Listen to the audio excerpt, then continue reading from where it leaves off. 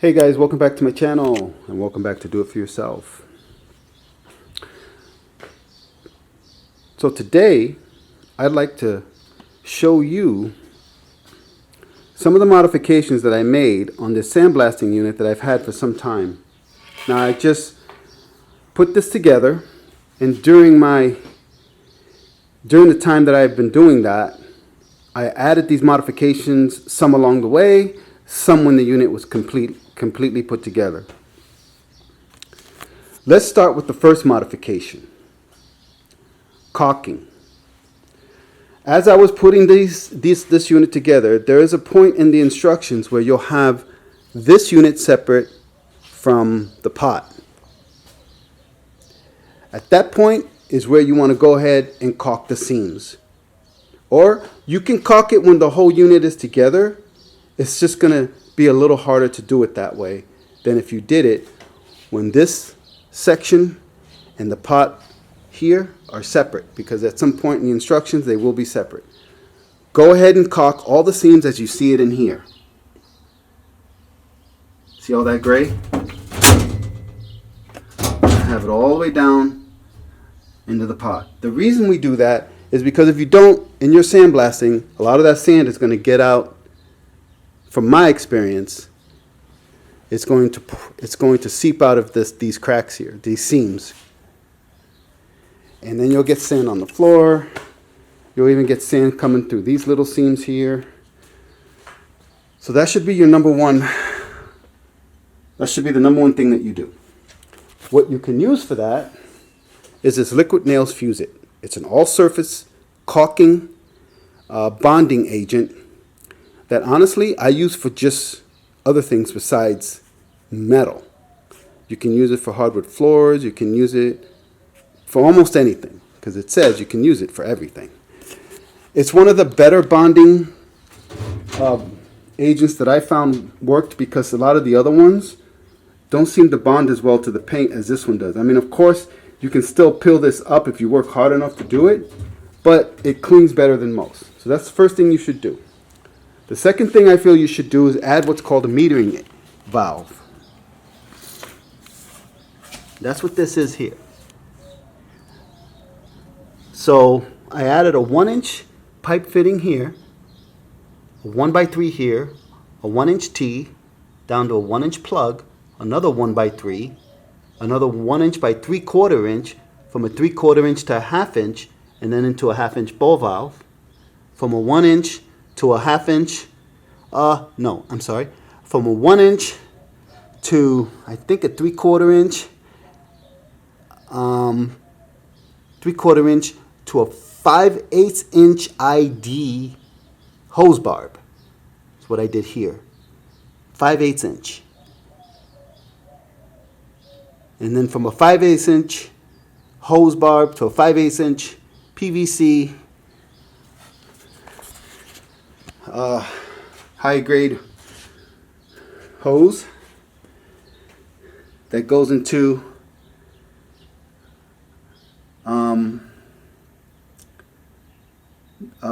this drilled hole that I made here, 5/8 inch hose here, using a step drill bit. This step drill bit is actually a hard steel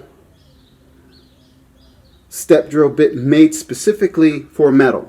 I know a lot of guys use what they have, like titanium bits and stuff like that. Being that the metal is so thin, that's okay. But I had one of these on hand and I used it instead, and they work a lot better. Went into the 5/8 inch ID hose here. So basically this hose is 5/8 inch by 7/8 inch OD, I believe. And I got this off of Amazon. Home Depot wanted way too much money for it, so anyway. And then I went from that to my scat gun over here. You don't need to use this one. This is one I had on hand. You can use the original, which is what I have here. That'll work as well, as long as you change out that metering valve. As long as you install that.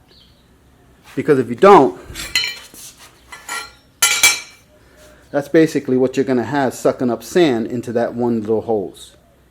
And let me tell you, your experience with sanding rust off metal is not going to be a good one if you use that combination. These are just ideas for you to try, guys.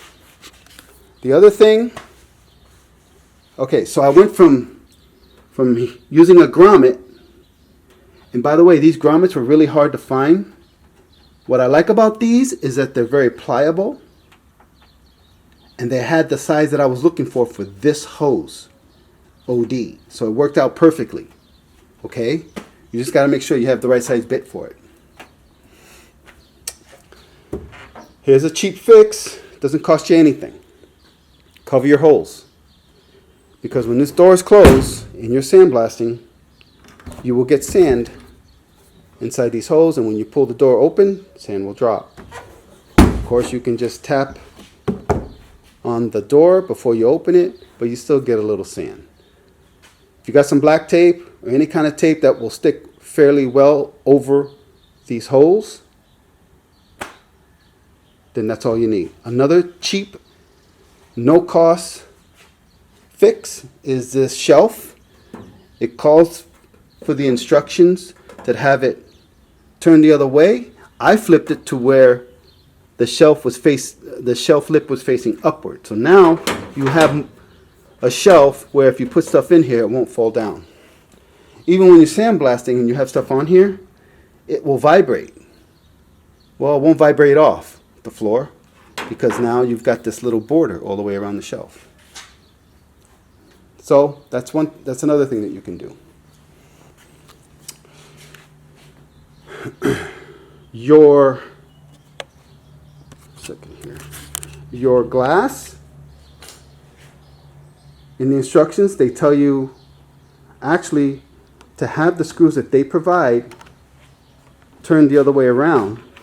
But what happens with that is when you're ready to change out the acrylic film that protects the glass, you have to go into the cabinet and try to reach the screw all the way to the end.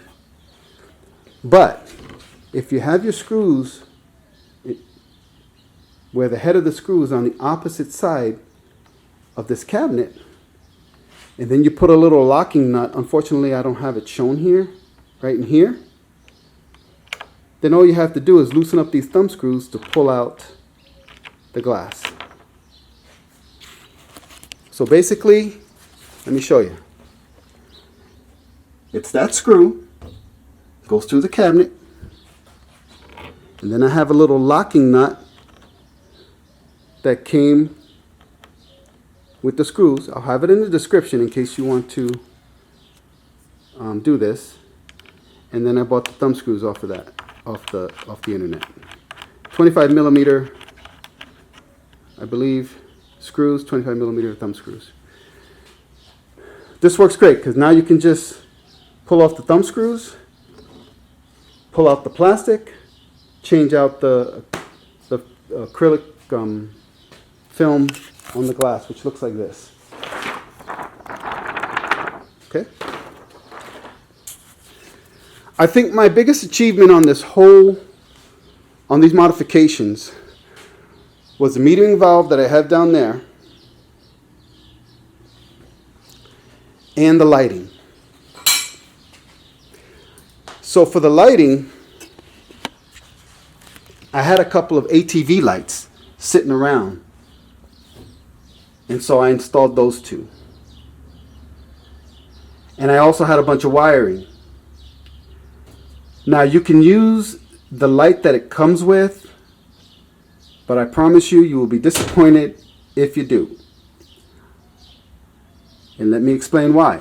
Because when you start looking through this glass and you're sandblasting, it gets very cloudy. And unless you have a filtration system that takes your sand out this porthole well enough, you have your vacuum pulling it out, but also one of those little Cyclone Oneida vacuum deals like I have over here, Air Systems. It does get a little cloudy to see in here.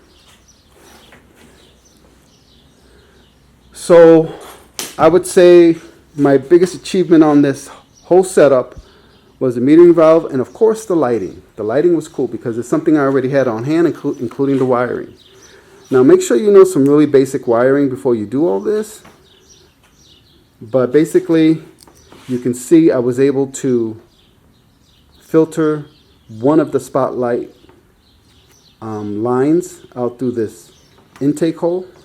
So I didn't have to drill a hole for that. And then I filtered the other light through this switch box that the sandblaster comes with, and just by putting a hole in it. This is the switch box that comes with the light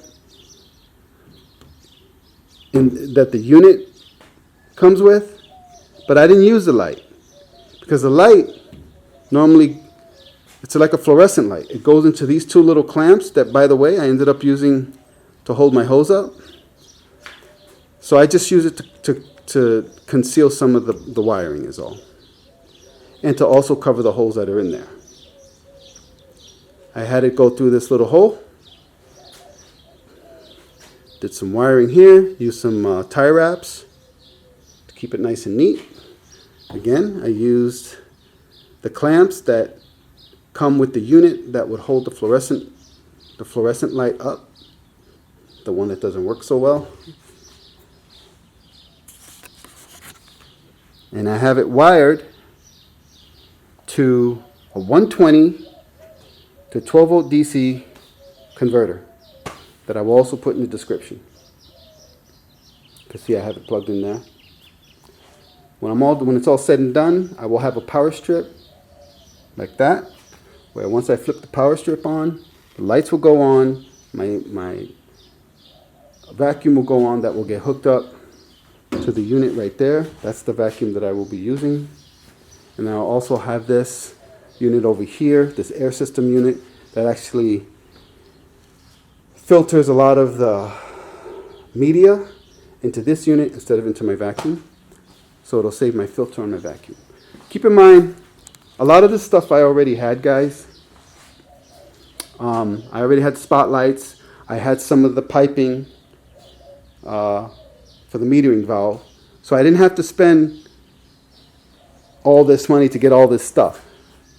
This tubing here, I didn't have. I had to get off of Amazon. And those are the modifications that I made. Now, there are a plethora of YouTube videos that you can watch that show guys that did something similar, like, similar to this, that I had derived some of those ideas from.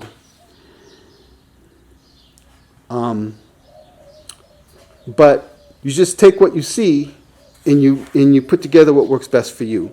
I think you can take this $200 unit and turn it into a $1,000 unit or more just by adding those modifications. That metering valve alone, is worth doing. Now, in the order of priority, if I had this unit and I only could do 3 things to it, the first thing I would do is the caulking inside the cabinet.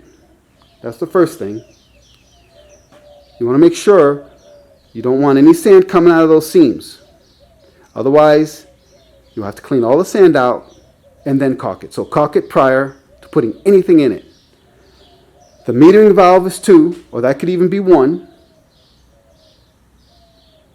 And the lighting. Those are the 3 things that I would do to this unit at the very minimum. Everything else is more or less free. Putting this tape on the door doesn't cost you anything. Flipping that shelf around doesn't cost you anything. And if you're a DIYer like I am and you already have a lot of the wiring and stuff like that, this is stuff that you can do. Anyway, guys, I just wanted to show you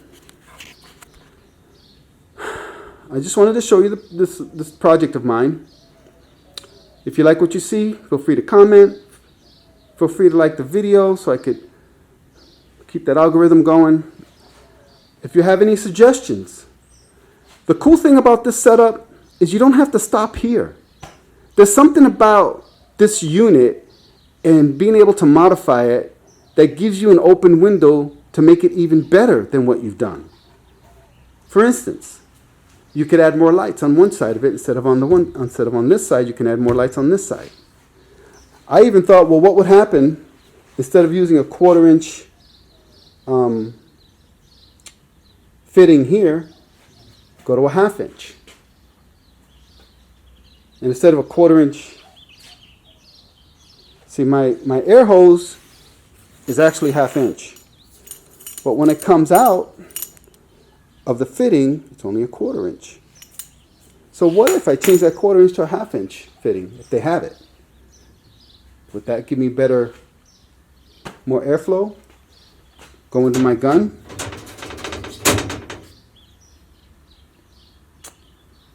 Anyway, that's it for now. Thank you for watching, and we'll see you in the next video.